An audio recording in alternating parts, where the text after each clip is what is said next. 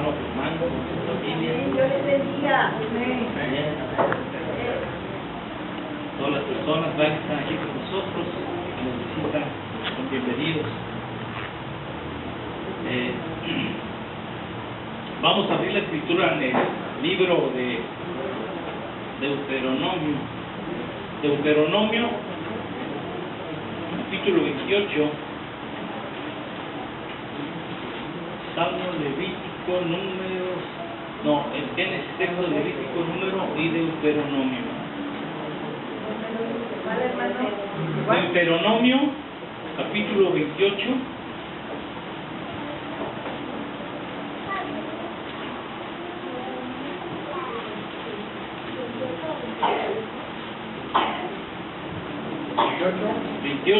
Versículos 58 y 59. Amén. 28, capítulo 28, versículos 58 y 59. Amén, ahí estamos ya. 28, 58, 59. ¿Sí? Si gusta ponerse de pie, por favor, para leer la palabra de Dios.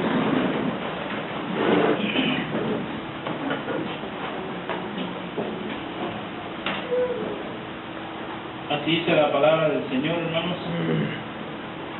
Si no cuidares de poner por obra todas las palabras de esta ley que están escritas en este libro, temiendo este nombre glorioso y temible, Jehová tu Dios, entonces Jehová aumentará maravillosamente tus plagas y las plagas de tu descendencia, plagas grandes y permanentes y enfermedades malignas y duraderas. Amén. ¿Pueden sentarse?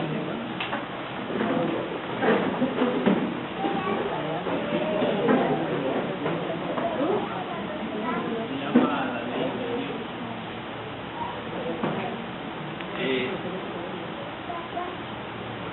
Hoy vamos a hablar de la ley de Dios,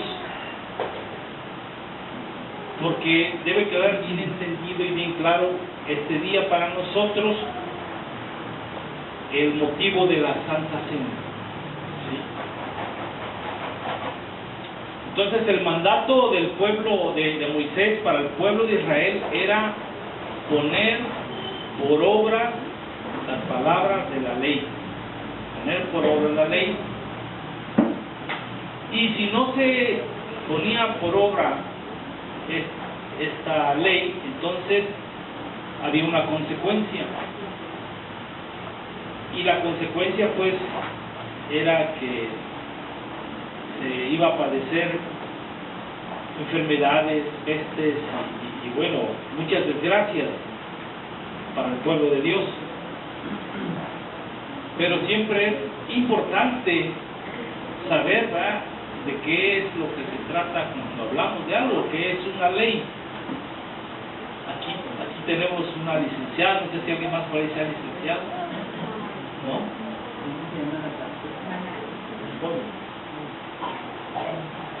Sí.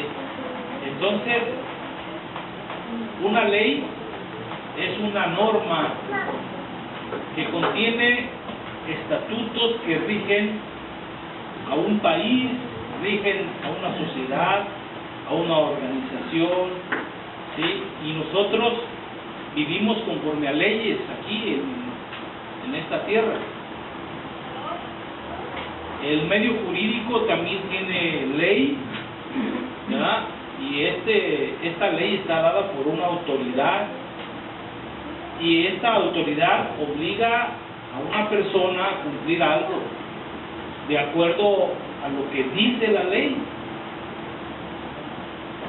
Ahora, en el hebreo, ley se traduce como Torah, que quiere decir instrucción, enseñanza y quiere decir revelación. Acuérdense que ya habíamos comentado acerca de la Torah, que son los primeros 5 libros de la Biblia, que son Génesis, Éxodo, Levítico, Número y Deuteronomio. Deuteronomio quiere decir repetición. Deuteronomio casi nos habla de la repetición de la ley que fue dada por Moisés. Entonces, en el Nuevo Testamento, la ley tiene varios significados, pero en el Viejo Testamento, ley siempre se refiere a la Torá, a las instrucciones que ha dado Dios para su pueblo. Y la característica de esta ley es que abarca para el pueblo de Dios, desde lo moral y lo religioso, y esta ley no es lo mismo que las otras leyes, que solamente se enfocan y contemplan cuestiones cívicas y morales. En la Biblia encontramos que esta ley expresa la voluntad de Dios, la voluntad de Jehová para nosotros, para la humanidad y para el pueblo de Dios principalmente.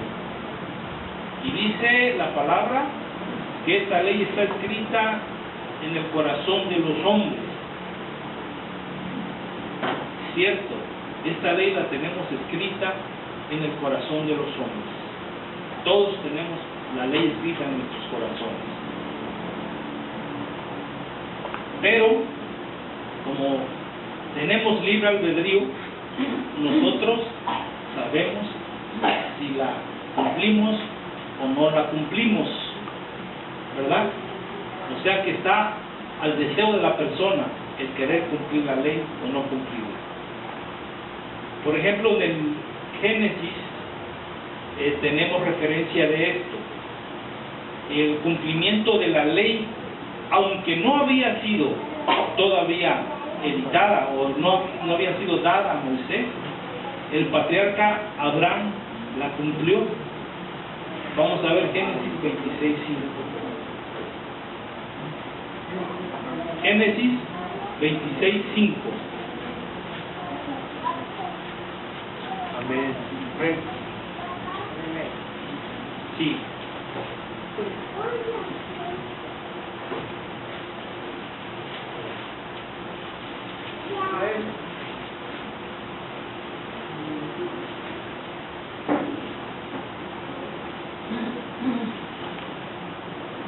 Dice la palabra de Dios: por cuanto oyó Abraham mi voz y guardó mi precepto, mis mandamientos, mis estatutos y mis leyes,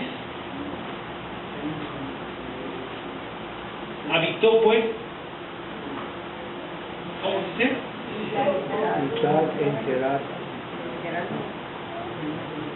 Es el 6, ¿verdad?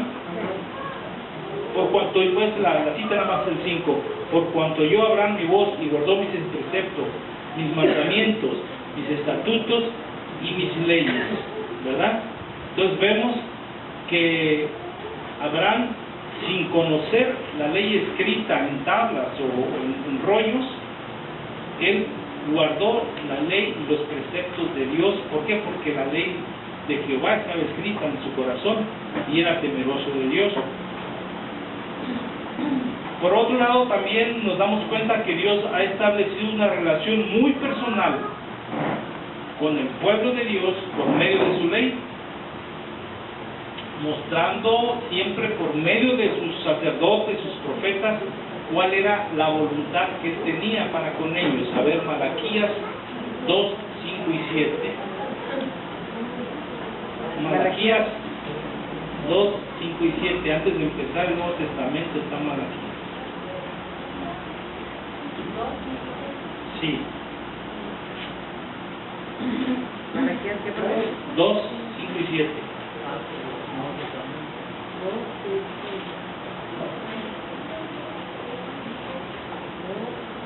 ¿El 5 al 7? Sí. Dice: mi pacto con él fue de vida y de paz, las cuales cosas yo le di para que me temiera, y tuvo temor delante de mí, de mi nombre, estuvo humillado. La ley de verdad estuvo en su boca, e iniquidad no fue hallada en sus labios. En paz y justicia anduvo conmigo, y a muchos hizo apartar de la iniquidad, porque los labios del sacerdote han de guardar la sabiduría, y de su boca el pueblo buscará la ley, porque mensajero es de Jehová de los ejércitos, ¿verdad? Isaías 1:10.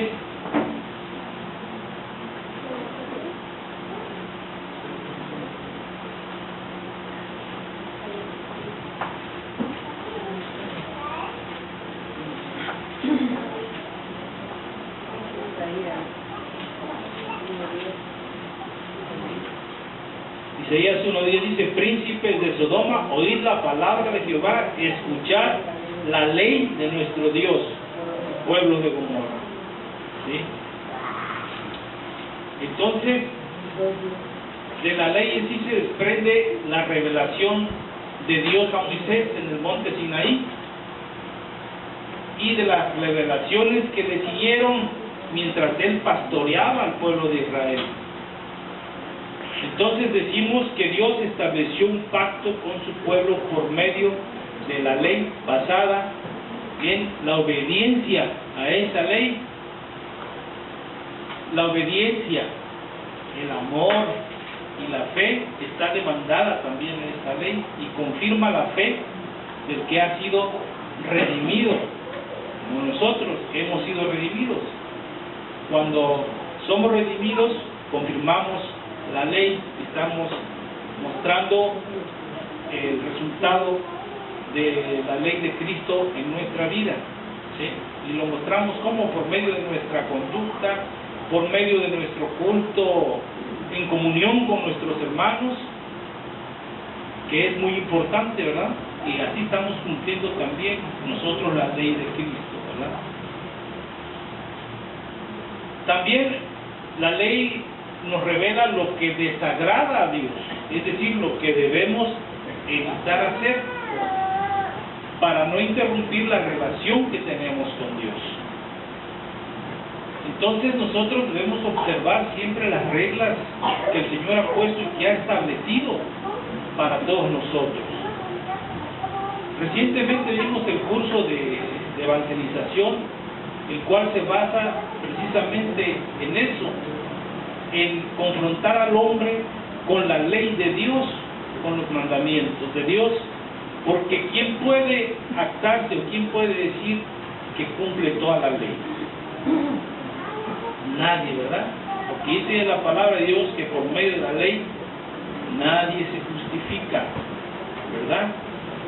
Ahora, es importante siempre saber cuál es la ley de Dios. Y los que tomamos el curso sabemos cuál es la ley de Dios, ¿sí o no? Amén.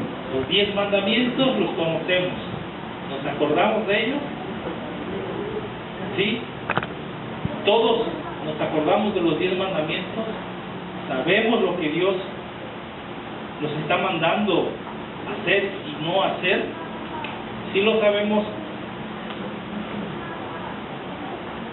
¿Cómo nos enseñaron un tiempo, verdad? A aprendernos la ley de Dios. Yo asistí a un, se llama el catecismo, ¿no? Que asistí ahí y ahí me acuerdo que hasta nos lo cantaban, ¿verdad? Que decían, los mandamientos de la ley de Dios son 10. ¿Sí? Primero, no tendrás dioses ajenos delante de ti, de mí. ¿Verdad? No te harás imagen ni ninguna semejanza de lo que está arriba en el cielo, ni en la tierra, ni en las aguas debajo de la tierra. ¿Sí? No jurarás el nombre de Dios en vano. Acuérdate del día de reposo para santificarlo. Honra a tu padre y a tu madre, que es el primer mandamiento con promesa para que te vaya bien en la vida. No matarás. Y luego, no cometerás adulterio, no robarás, no darás falso testimonio, no desearás a la mujer ajena o a la mujer de tu prójimo. ¿Sí? Entonces Jesucristo confrontaba a todos por medio de la ley. Aquellos que se querían jactar de que habían guardado la ley, les decía, no la has guardado. Y así como nosotros también nosotros no hemos guardado esta ley. Porque aquel que guarda legítimamente esta ley puede mantener una buena relación con Dios. ¿Sí? ¿Verdad que los que vimos el curso vimos cómo confrontaban a la gente con la ley? Cuando le decían, a ver, ¿usted ha matado a alguien? No, yo no soy asesino. Bueno, pero Cristo dice que aquel que aborrece a su prójimo es homicida. Aquel que odia a su prójimo es homicida. ¿Verdad? Dice, oiga, ¿y usted ha adulterado? No, yo le soy fiel a mi mujer. Bueno, pero Cristo dice que aquel que mira a una mujer la mira para codiciarla, ya ha adulterado con ella en su corazón. ¿Verdad? Entonces, estamos atrapados nosotros por esta ley. ¿Usted ha dicho mentiras? Pues sí, hemos dicho mentiras. ¿Alguna vez en nuestra vida hemos dicho mentiras? ¿Sí o no? Entonces, nosotros por esta ley estamos condenados, condenados a muerte. Y a pesar de que esta ley fue establecida hace más de 3,000 años, nadie la pudo guardar a cabalidad, a excepción del Señor Jesucristo. ¿Sí?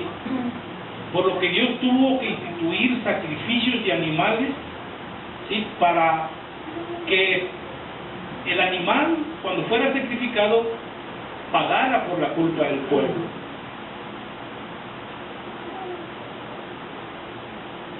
Entonces, de aquí se desprende la celebración del día de la expiación que celebran los judíos, o la fiesta del Yom Kippur, le llaman, ¿verdad?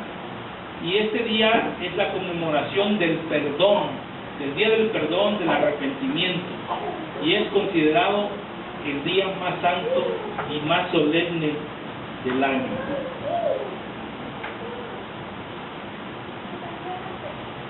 En este día, hermanos, el pueblo judío renovaba sus votos delante de Dios. ¿Qué hacía? Cortaba un carnero, lo partía a la mitad, lo ponían en dos partes en el suelo, y toda la congregación tenía que pasar en medio de las dos partes del animal que había sacrificado. Y esto simbólicamente era que el pueblo se hacía propicio a Dios, ¿sí? Que aceptaba a Dios al pueblo, y de esta manera cumplía con lo que Dios demandaba, que era el perdón por medio de la muerte, pero la muerte de un sustituto, de alguien que pagara la culpa de todos ellos. Y esto expiaba los pecados de todo el pueblo. Sí, expiar quiere decir perdonar. Y ahí viene también la palabra esa de chivo expiatorio. Ustedes han oído esa palabra, ¿sí, verdad? Muy común oírla aquí en Guerrero también, cuando no podían la policía agarrar a alguien que había cometido un crimen, pues agárrate a cualquiera, ese va a ser el chivo expiatorio, ese va a ser el que va a pagar por todos los demás, ¿verdad? Es el que paga los platos rotos. Entonces, de ahí se desprende la expresión chivo expiatorio, ¿sí? El que paga los platos rotos por aquellos que hicieron algo, ¿verdad? ¿Sí? Entonces, nosotros también tenemos a alguien que ha pagado por nosotros, por todo lo que hemos hecho. Entonces, por las faltas a la ley, el pueblo era hallado culpable, y el castigo de las faltas a la ley era la muerte. Así que el castigo que nosotros merecemos por violar la ley es muerte, ¿verdad? Pero en el tiempo antiguo, pues, como vimos, el castigo para el pueblo recaía en el animal que era sacrificado, ¿sí? Jesús dijo que la paga del pecado es muerte, ¿verdad? Mas la dádiva de Dios, dice, es vida eterna en Cristo Jesús, que es nuestro Señor. Entonces, ahora el hombre determina su relación con Dios por medio de su arrepentimiento. Este es el medio para perdonar las transgresiones de nosotros, siempre y cuando nuestro arrepentimiento sea sincero, ¿verdad? Y el libro de Lucas nos lo menciona en sus parábolas. Por ejemplo, la parábola del hijo pródigo, que es recibido nuevamente en casa. Es recibido porque él se arrepiente, ¿verdad? Y desea volver nuevamente con su padre. Sin embargo, está su hermano ahí en su casa, que pensaba que por él guardar la ley, ¿verdad?, él hacía los méritos suficientes, ¿verdad? También Jesús no negaba que la ley podría dar vida, ¿verdad?, si se guardaba legítimamente. ¿Por qué? Porque él mismo observó la ley, él la cumplió, él fue juzgado por esta ley, se encontró libre de culpa. De esta manera es que él pudo resucitar. Si no hubiera resucitado, quería decir que era culpable de haber cometido pecado, porque la ley lo juzgó, y fue que él pudo resucitar. Entonces Jesús, él mismo, observó y cumplió la ley al pie de la letra, y se encontró libre de culpa. La ley no lo pudo acusar, ¿sí? Él dijo: yo he venido para cumplir, ¿sí?, la ley. Porque muchos piensan que la vino a quitar, muchos pensaban que la había ido a quitar. Dice: no, yo vine a cumplir la ley, no para quitarla, ¿verdad? Entonces la ley nos da una sentencia por el pecado, y aparte nos muestra que somos pecadores, que somos transgresores, por lo que debemos entonces también nosotros de ser sometidos a un juicio divino. Vamos a ver Romanos 3:20.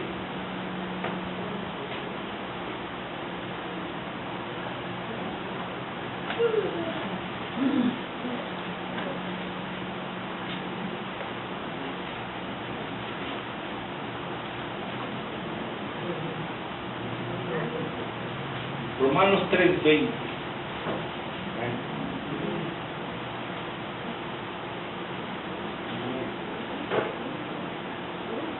¿Estamos ahí? Amén. Dice: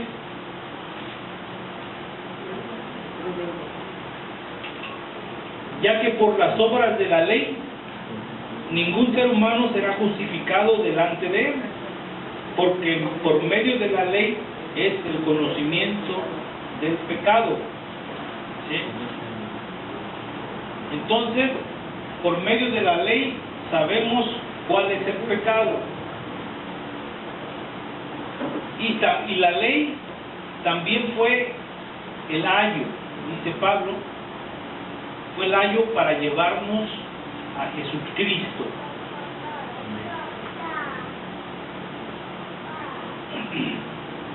¿Saben ustedes lo que es ayo?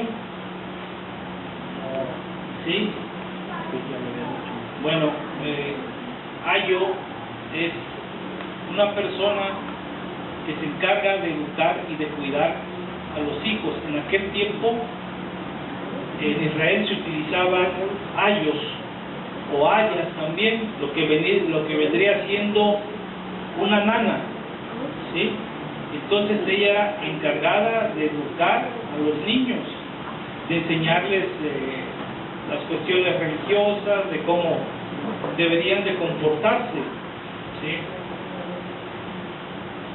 Entonces vemos que la ley es la que nos ha llevado a Cristo y la ley nos ha traído el conocimiento del pecado. Vamos a ver Gálatas 3, 24, 25. Gálatas 3, 24 y 25.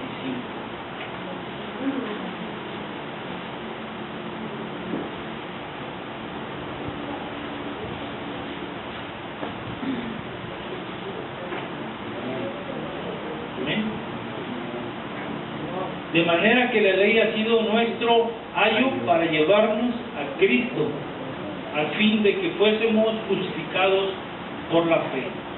Amén. Entonces, la ley nos ha llevado a Cristo y la ley podemos decir que es nuestro ayo, porque Jesucristo declaró que la ley no podía dar vida ni podía ser mediadora entre Dios y los hombres. Así que la única esperanza del pecador de librarse del juicio de Dios es mediante la fe en Jesucristo, y no tenemos más, ¿sí? Cuando el pecador reconoce que Jesús murió por sus pecados, está satisfaciendo la pena de muerte que exige la ley. Recibe el perdón, recibe una nueva vida también. Vamos a ver 2 de Corintios 5:21. 2 de Corintios 5:21. Sí.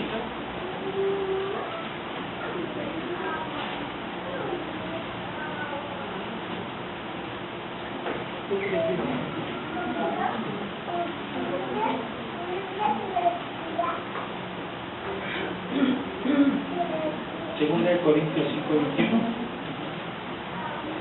dice: al que no conoció pecado, por nosotros lo hizo pecado, para que nosotros fuésemos hecho justicia de Dios con él. ¿Sí? Gálatas 3:13.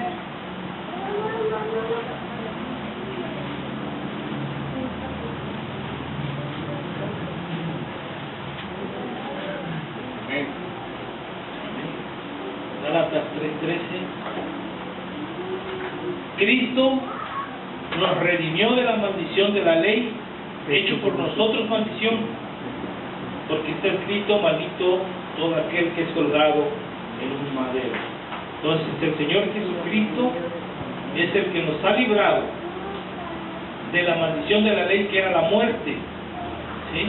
Haciéndose Él maldición por nosotros. Entonces, sin ser transgresor, Él fue considerado como transgresor. ¿Sí? ¿Por qué? Por amor a cada uno de nosotros solamente. Amén. Gloria a Dios. Entonces, ninguno puede justificarse por medio de la ley, hermanos. Ni aun los que pretenden guardarla, los que dicen que la guardan, no pueden justificarse por medio de la ley. Solamente el Señor Jesucristo es el que puede justificarnos delante de Dios, y no hay nadie más. No hay más. Romanos 3, 28, 29.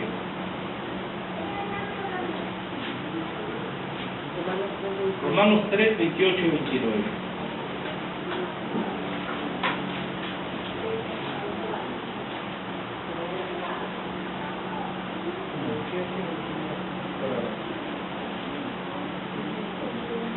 Dice: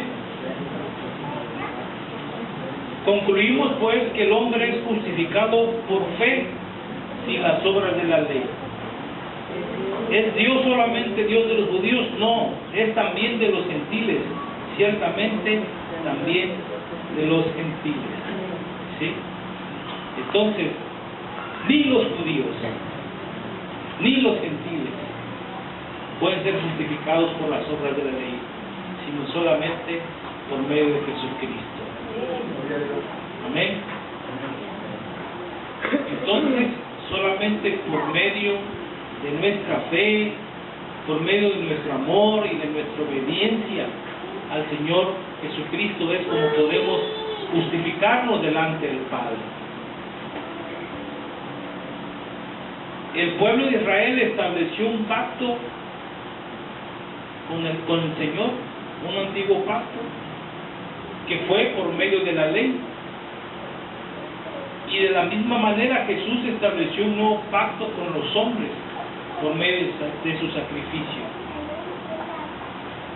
Mediante Jesús es el que provee salvación para nosotros. Segunda de Corintios 3, del 4 al 6.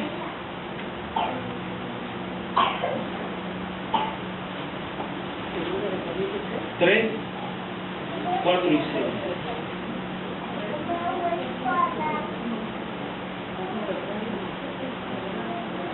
¿Estamos ahí? Segunda de Corintios 3, del 4 al 6.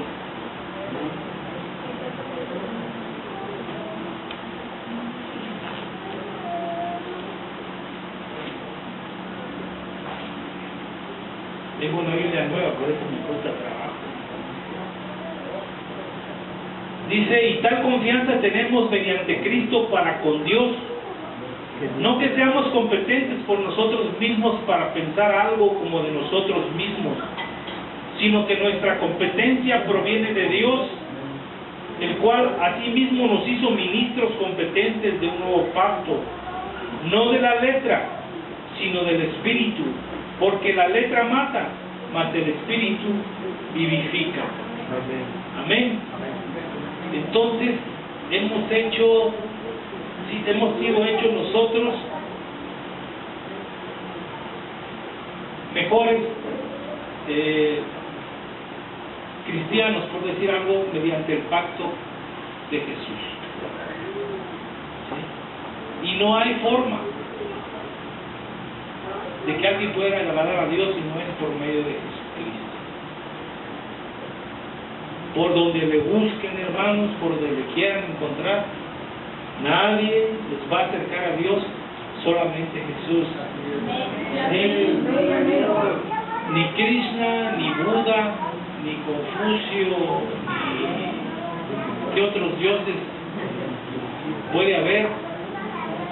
¿Ah? No podemos acercarnos a Jesús, digo al Señor, al Padre, si no es por medio de Jesús solamente.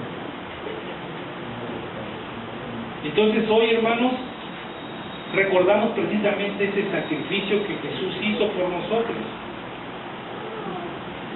Él estableció la ceremonia de la Santa Cena, y porque quería que se recordara ese momento en el cual Él estaba entregando su vida para que todos fuéramos salvos, para que tuviéramos el perdón de Cristo, el perdón del Padre, para que pudiésemos cumplir la ley con Él. Con Jesucristo cumplimos la ley. Amén. Sin Jesucristo no la podemos cumplir. Entonces vamos a ponernos de pie, vamos a entonar una alabanza para nuestra ceremonia de la Santa Cena, y debe ser tomada en cuenta con solemnidad, hermanos, porque es una ceremonia especial. ¿Sí? Una ceremonia que Él indicó, que Él dijo, yo quiero que ustedes, cuando celebren esa ceremonia, se recuerden de mi muerte. Recuerden que yo di la vida por ustedes.